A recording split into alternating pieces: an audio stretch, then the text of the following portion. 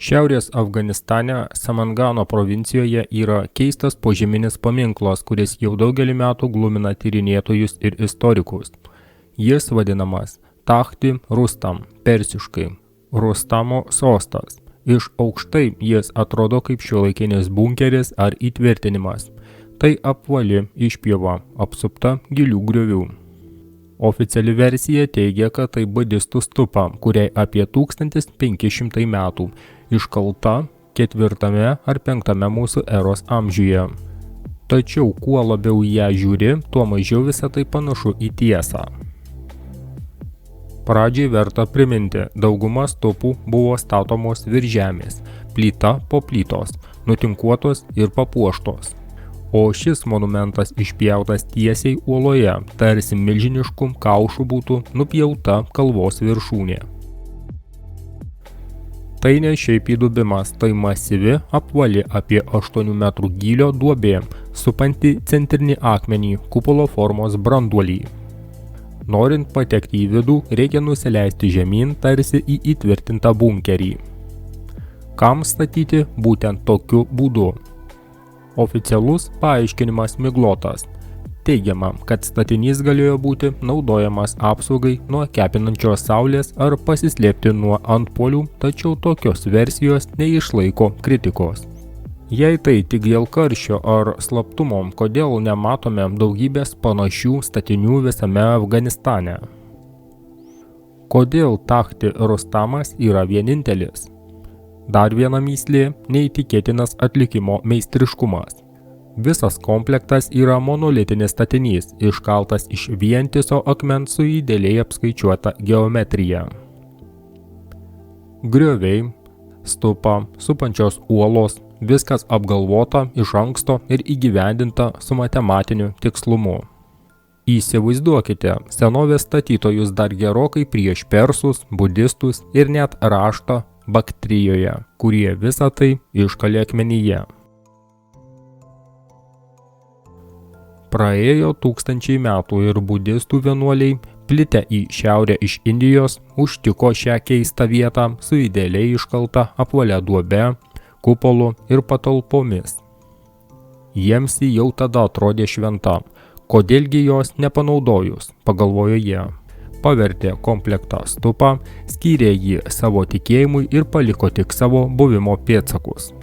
Vėliau istorikai rado būtent šiuos pėdsakus ir nusprendė, kad komplektą ir pastatė budistai. Bet pašalinus šį sluoksnį lieka tai, kas niekaip netelpa į budizmo tradicijas.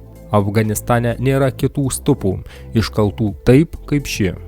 Nėra kitų tokio tipo monolitinių kompleksų, nėra analogiškų vandens erozijos pėdsakų. Ir svarbiausia, nėra jokių įrašų, įsakų ar legendų apie statytojus, nes sąsaja su epiniu herojumi Rustamu yra tik užuomina, kad jau prieš 1000 metų žmonės laikė šią vietą sena ir paslaptinga. Tahti Rustamas nepanašus į jokį kitą Afganistano archeologinį objektą. Pagrindinis bruožas – monolitiškumas. Visas statinys iškaltas vientisoje uoloje, greičiausiai smiltainyje, be blokų, be skiedinio ir be siūlių. Centrinė dalis idealiai simetriška ir proporcinga, o tai neįmanoma be kruopštaus planavimo. Palei griovio sieną iškaltos 5 olos ir kelios kameros lygiais paviršiais. Kai kuriuose yra apvalios angos lubose, pro kurias sklinda saulės spinduliai, sukurdami prieblandą, tinkančią meditacijai arba ventiliacijai, jei kompleksas turėjo praktinę paskirtį. Vienoje kameroje yra kupolinės lubos, kurias vėliau budistai papuošė lotosais, bet apskritai patalpos rūsčios ir tuščios, tarsi techninės patalpos. Pats griovys gilus ir siauras, todėl centrinis branduolys sunkiai pasiekiamas. Toks dizainas labiau primena tvirtovę ar slėptuvę, o ne šventyklą. Norint iškalti tokį statinį, reikėjo pašalinti 1000 tonų akmens, paprastais įrankiais išlaikant geometriją ir formą. Tai reikalauja ne tik milžiniškų pastangų, bet ir rimtų inžinerinių žinių. Ir vėlgi, nei įrašų, nei statytojų pėdsakų, nei dokumentų, siejančių kompleksą su 5 amžiumi. Persiškas pavadinimas Rustamo sostas kyla iš Firdausi epo. Šahnamė. Sukurto apie 1010 metus. Džeim Rustamas herojus prilyginamas Herakliui. Viena legenda jį sieja su Samanganu, kur jis vedė princesę Tahminą. Pasak vietos padavimų, būtent čia įvyko jų vestuvės, o Rustamas gėrė vyną iš taurės ant stupos viršūnės. Žinoma, tai tik mitas. Tikėtina, kad taurė tai kvadratinis elementas stupos viršuje, legendose įgavęs kitą prasmę. Tokios istorijos gimė, nes žmonės matė didingą akmeninį statinį ir nežinojo, kas ir kaip jį pastatė. Ir štai pagrindinis klausimas.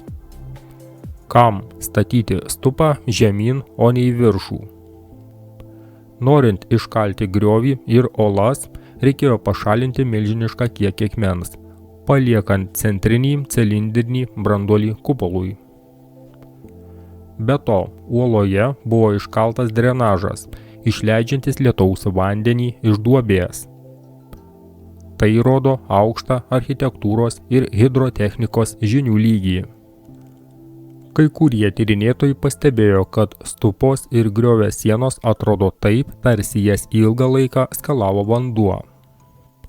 Tačiau Samangano klimatas sausas, kritulių per mažai tokiai erozijai sukelti. Tam prireiktų arba 10 000 metų, arba katastrofiško potvynio. Iš čia ir hipotezė, o jei kompleksas buvo slėptuvė nuo senovinio tvano. Storos akmens sienos kurį laiką galėjo sulaikyti vandenį kaip bunkeris. Skaičiuojama, kad pro smiltainį vanduo prasiskverbtų per 7-8 dienas, pakankamai, kad pralauktum potvynį kalnuose. Viduje 2 žmonės orų galėtų išgyventi 20 dienų, šeima apie savaitę. Kompleksas yra apie 1000 metrų aukštyje virš jūros lygio. Tvano atveju vanduo iš čia pasitrauktų greičiau. Mokslinių įrodymų prieš tvaniniai versijai nėra. Geologai nedatavo erozijos 10 000 metų ir čia nerasta pasaulinio tvano pėdsakų. Tačiau pats faktas, kad ši versija egzistuoja, rodo, koks unikalus šis kompleksas. Šiaurės Afganistanas apgyvendintas jau kelis tūkstantmečius. Teoriškai čia galėjo egzistuoti kokia nors ankstyva civilizacija. Rustamas epe taip pat gali būti senovinės atminties apie pamirštus įvykius atspindys. Galbūt jau viduramžiai žmonės jautė, kad Rustamo sostas buvo pastatytas gerokai prieš juos, kažkieno kito rankomis. Kai kurie tyrinėtojai komplekse mato ne stupą, o nebaigtą senovinę kapavietę ar prieš budistinę šventovę. Šiaip ar taip, Takhi Rustamas lieka objektu, kuris netelpa į įprastus istorijos rėmus. Rašytinių šaltinių apie jo kilmę nėra. Viskas, ką turime, pats statinys ir šiek tiek budizmo pėdsakų. Ar vienuoliai galėjo tiesiog rasti esamą kompleksą ir pritaikyti jį savo reikmėms? Visai įmanoma. Šiandien akademinis mokslas šį kompleksą priskiria Kušano epochai ir laiko jį originalia budistų architektūros atmaina. Tačiau pats statinys, jo monolitiškumas, vandens erozija bei unikali forma užsimena apie kur kas senesnės ištakas. Galbūt prieš mus, prieš tvaninės civilizacijos palikimas, kuri turėjo pamirštas technologijas. Žinome pasakojimus apie nefilimus, kurie gimė Dievo sūnums nusileidus pa žmonių dukteris. Žinome, kad tokių neįtikėtinų statinių visame pasaulyje yra daug, tad galime kalbėti apie senovinę civilizaciją. Visus šiuos statinius vienyje vienas labai įdomus faktas. Visi jie pastatyti naudojant tokias technologijas, kurios mums šiandien tiesiog neprieinamos. Jos prieštarauja bet kokiai šiuolaikiniai žmonijos logikai. Todėl būtent tokie statiniai yra oficialios istorijos suklupimo akmuo. Galite, draugai, rašyti komentaruose, ką apie tai manote. Taip pat spauskite patinka, kad šią medžiagą pamatytų daugiau žmonių. Dėkui draugai už jūsų dėmesį ir iki greito.